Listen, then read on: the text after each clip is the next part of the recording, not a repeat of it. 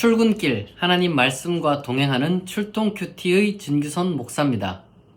오늘 함께 여러분과 나눌 말씀은 민수기 5장 1절에서 10절입니다. 제가 전체를 다 낭독하겠습니다. 여호와께서 모세에게 말씀하여 이르시되 이스라엘 자손에게 명령하여 모든 나병 환자와 유출증이 있는 자와 죽음으로 부정하게 된 자를 다 진영 밖으로 내보내되 남녀를 막론하고 다 진영 밖으로 내보내어 그들이 진영을 더럽히게 하지 말라. 내가 그 진영 가운데 거하느니라 하시매 이스라엘 자손이 그같이 행하여 그들을 진영 밖으로 내보냈으니 곧 여호와께서 모세에게 이르신 대로 이스라엘 자손이 행하였더라. 여호와께서 모세에게 말씀하여 이르시되 이스라엘 자손에게 이르라. 남자나 여자나 사람들이 범하는 죄를 범하여 여호와께 거역함으로 죄를 지으면 그 지은 죄를 자복하고 그 죄값을 온전히 갚되 5분의 1을 더하여 그가 죄를 지었던 그 사람에게 돌려줄 것이요 만일 죄값을 받을 만한 친척이 없으면 그 죄값을 여호와께 드려 제사장에게로 돌릴 것이니 이는 그를 위하여 속죄할 속죄의 수잔과 함께 돌릴 것이니라. 이스라엘 자손이 거제로 제사장에게 가져오는 모든 성물은 그의 것이 될 것이라. 각 사람이 구별한 물건은 그의 것이 되나니 누구든지 제사장에게 주는 것은 그의 것이 되느니라. 아멘. 오늘 우리가 읽은 이 민수기 말씀은 이제 두 가지 교훈을 우리에게 주고 있습니다. 하나는 이제 그 이스라엘 진영 중에 소위 부정한 사람, 피부병에 걸렸다거나 아니면은 시체를 접촉했다거나 이런 사람들은 이제 진 밖으로 나가서 이제 진 밖에 이제 거해야 된다. 이러한 어떤 명령입니다. 이것은 기본적으로 어떤 전염병이 확산되는 것을 막기 위한 굉장히 상식적인 일종의 이제 의학적인 조치였죠. 우리가 이미 코로나 시기를 겪으면서 이러한 방역 조치의 필요성에 대해서 자기 격리를 한다거나 이제 최소한 어떤 그 접촉을 하지 않는 방향으로 이제 생활 방식을 바꾼다거나 이런 것들에 대해서 이미 우리가 이제 익히 경험했기 때문에 이 구절이 그렇게 낯설지는 않을 겁니다. 고대 세계에는 의학적 지식이 있진 않았지만 적어도 그러한 사람들을 통해서 피부병이라든지 아니면은 어떤 그 시체와 접촉을 한 사람, 그러니까 이제 어떤 부패한 어떤 그 세균이 다른 사람들에게 이제 옮겨질 수 있다는 그런 것들에 대해서 정확한 그 메커니즘은 몰랐을 거예요. 그러나 경험적으로는 알았겠죠. 이제 죽음이 퍼져나간다, 질병이 퍼져나간다, 이런 것을 알았을 겁니다. 그래서 그들을 통해서 해야 되는 어쩔 수 없는 어떤 조치였다라고 이제 우리가 봐야 되는 것이고, 동시에 고대 사람들은 항상 이러한 어떤 사건들을 종교적인 방향과 이제 함께 생각했습니다. 이렇게 따로 떨어져 있는 것이 아니었어요. 그래서 이제 생명이 하나님의 어떤 그 상징이라면은 죽음은 이제 하나님의 어떤 심판이라거나 혹은 하나님의 어떤 그 저주 이런 식으로 이제 많은 사람들이 이제 생각을 했습니다. 그래서 종교적인 차원에서 이제 하나님의 이름으로 그들이 또한 나가야 된다, 이런 식으로 사람들이 많이 생각을 했던 거죠. 그러나 우리가 여기서 생각해야 되는 것은 오늘날 어떤 그 질병에 걸린 사람들을 하나님의 저주를 받은 사람으로 생각하는 것은 잘못되었다는 겁니다. 그것은 옛날 사람들이 그렇게 생각을 했다는 것에 불과하고 우리는 그렇게 생각하면 안 돼요. 그러나 다만 그런 것은 생각해야 됩니다. 하나님의 어떤 그 공동체가 그 악한 것으로 물드는 것을 우리는 경계해야 된다는 것. 무언가 잘못된 어떤 오염된 위험한 그런 생각들과 어떤 행동들을 퍼뜨리고, 그리고 또한 그런 것들을 사람들에게 이제 유혹하는 것, 그런 것들에 대해서 우리가 경계를 해야 되고, 그런 사람들을 우리는 우리의 선한 어떤 우리 사회의 공동체로부터 격리시켜야 할 필요는 분명히 있습니다. 실제로 우리가 그런 사람들에 대해서 사회는 뭐 범죄자들을 이제 교도소에 가둔다는 그러한 격리 조치 방식을 취하죠. 종교는 어떻게 해야 되느냐? 우리가 교회 내에서 어떤 사람들을, 형제를 뭐랄까 미워하는 것과 사랑하는 것, 그러나 어떤 조치를 취해야 하는 것을 잘 구별해야 됩니다. 제가 봤을 때 하나님은 우리가 항상 서로를 사랑하고 존중하기를 바라지만 동시에 우리가 거하는, 그리고 또 우리가 함께 이루고 있는 공동체가 오염되고 썩어가는 것을 그대로 사랑이라는 명목하에 방치되는 것을 그냥 지켜만 보기를 원하시는 분은 전혀 아니라는 것을 우리가 깨달아야 됩니다. 단호하게 우리가 도저히 용납할 수 없는 범죄를 저지르는 것이 우리 교회 내에 있다면은 우리는 필요에 따라서 그가 온전하게 뉘우치고 그에 대한 합당한 대가를 다 치를 때까지는 어느 정도 우리는 격리 조치를 취해야 할 필요가 있습니다. 성범죄를 저질렀다거나 돈을 횡령했다거나 아니면은 뭐 심각한 뭐 폭행을 행사했다거나 뭐 여러 가지 많은 사례들이 많이 있습니다. 저는 교회 내에서 있는 그런 많은 어떤 범죄들, 그리고 꼭 사회적인 법정에 가지 않더라도 충분히 그 죄로 구별될 수 있는 그러한 어떤 행동들, 말들, 뭐 이런 것들을 저지른 사람들에 대해서 마냥 덮어두는 것은 여러 가지 점에서 피해자에게도 2차 가해가 되는 것이고 공동체를 오염시키고 공동체를 썩어가게 만드는 것이라고 생각을 합니다. 따라서 이제 교회가 이러한 그 죄를 우리가 잘 치리할 수 있는 그런 시스템을 갖추는 것이 중요하고, 그리고 그 시스템을 명목상으로만 두는 것이 아니라 실질적으로 그것이 효력을 발휘할 수 있도록 능동적으로 교회의 각 회원들이 그러한 것들에 대해서 목소리를 내고 이제 능동적으로 움직여야 한다는 것을 여러분 잊어서는 안 될 것입니다. 그리고 또 한편으로 죄를 그러면 짓는 사람들은 그 죄를 뉘우치기 위해서 어떻게 해야 되느냐? 그냥 말로만 하는 것이 아니에요. 지금 성경에 보니까 어떤 재산상의 손해를 아마 이제 주로 이야기를 하는 것 같은데, 무언가 잘못했으면 일단 죄를 잘못했다는 것을 인정을 해야 됩니다.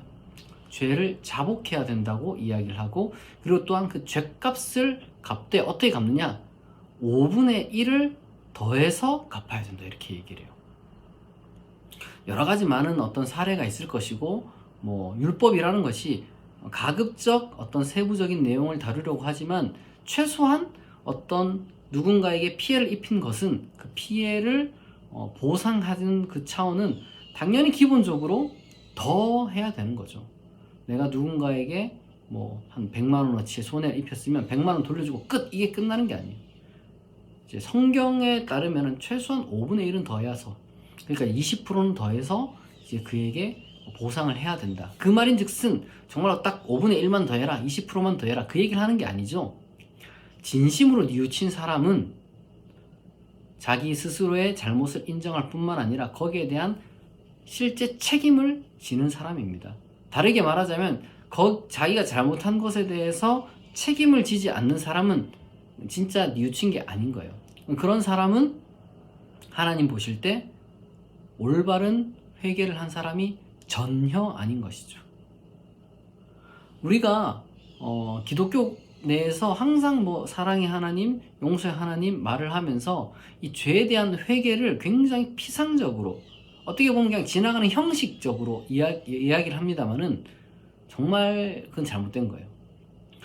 기독교 종교는 윤리적인 종교입니다. 우리의 신앙에 이 죄에 대한 민감성과 이 회개가 제대로 수행되지 않으면은 우리는 그 사람이 참된 기독교인이다, 참된 신앙인이다, 이렇게 이제 말을 할 수가 없을 거예요. 또 한편으로는 어떤 사람에게 죄를 지었으면 그렇게 이제 그 죄에 대한 그 참회를 하면서, 그다음에 용서를 구하면서 이제 어떤 피해 보상을 이제 하면 되는데, 어떤 그 피해자가 그 피해 보상을 받을 수 있는 그런 상황이 아닌 경우가 있습니다. 예를 들면 뭐 죽어버렸다거나 실종되었다거나 아니면 아예 그냥 꼴도 보기 싫어서 떠나버렸다거나 여러 가지 많은 경우가 있겠죠. 그럴 경우에는 어떻게 해야 되느냐? 성경을 보니까 그 죄값을 여호와께 드려 제사장에게 돌려라 이렇게 이야기를 합니다. 이걸 여러분 또 오해하면 안 돼요. 이거는 뭐 교회에 뭐 헌금을 더해라거나 아니면 목사에게 아니면 신부에게 뭐 고해를 하거나 뭐 이런 이야기가 전혀 아닙니다. 오히려 그 당시 때 제사장의 역할은 그 이스라엘 공동체 전체를 위해서 봉사하는 사람이었죠. 그 말인즉슨 자기가 만약에 죄를 지었는데 그것을 어떻게 이제 보상할 직접적인 대상이 없다면, 지금 성경에 보니까 죄를 지었던 그 사람 아니면은 뭐 이제 그 죄의 값을 받을 만한 뭐 친척이 없으면, 그러니까 뭐 어떻게 보상을 하려고 해도 뭐 여러 가지 많은 사정 때문에 그렇게 이제 직접적으로 할 수가 없다면은 그 사회에 공헌하라는 이야기입니다. 제사장에게 하나님께 바쳐라, 제사장에게 바쳐라, 이 얘기는 목사에게 바쳐라, 교회에 바쳐라, 아니면은 뭐 고해 성사를 해라, 종교적인 차원에 갇히는 것이 아니라 훨씬 더 넓은 차원. 왜냐하면 이 당시 때는 이스라엘 민족 그 전체를 지금 이야기를 하는 것이니까 종교적인 차원이 있지만 보다 더 넓게 생각해야 되는 거예요. 정말로 무언가 자기가 잘못을 한 사람이라면 사회에 공헌이라도 하라는 거예요. 죄값을 뉘우치기 위해서, 정말 죄값을 치르기 위해서.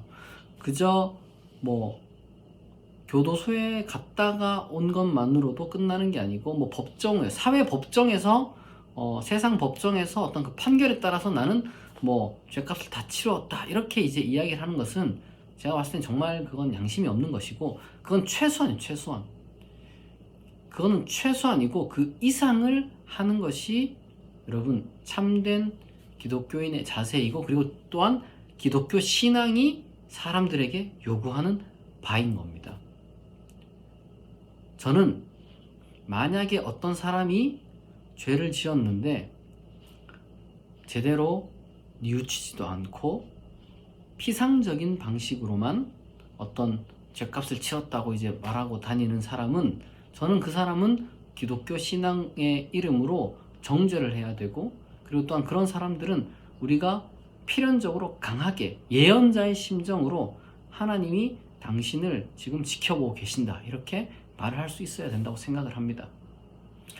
제가 어떤 경우에는 이 사랑의 이름을 가지고 막 뭐든지 뭐 사랑이 허다한 허물을 덮는다 이러면서 이제 뭐 이상하게 가해자를 막 두둔하는 그런 경우가 많이 이제 있는 것을 좀 보게 됩니다. 특별히 이제 목사들이나 이런 사람들이 좀 범죄를 저질렀을 때 말도 안 되는 방식으로 이제 그 사람을 두둔하는 그런 좀 광신적인 교회 집단이 있다는 것을 보게 돼요. 저는 인간적으로 사람을 미워하라고 말을 하는 것이 아닙니다.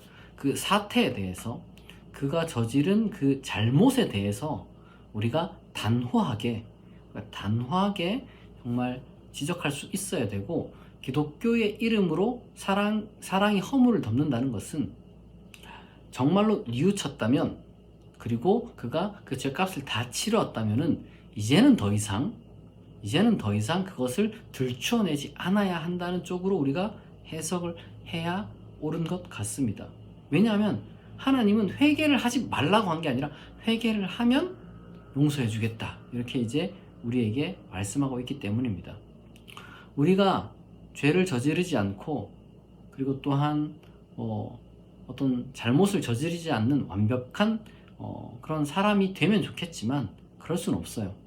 그럴 수 없기 때문에 우리가 항상 내가 무언가 잘못된 것을 다른 사람들에게 전파하고 있는 것은 아닌지 늘 자기 자신을 돌아볼 수 있기를 바라고요. 그리고 또한 내가 무언가를 잘못했다면 거기에 대해서 책임감 있는 모습을 보여줄 수 있는 그런 사람이 될 수 있기를 여러분 바랍니다.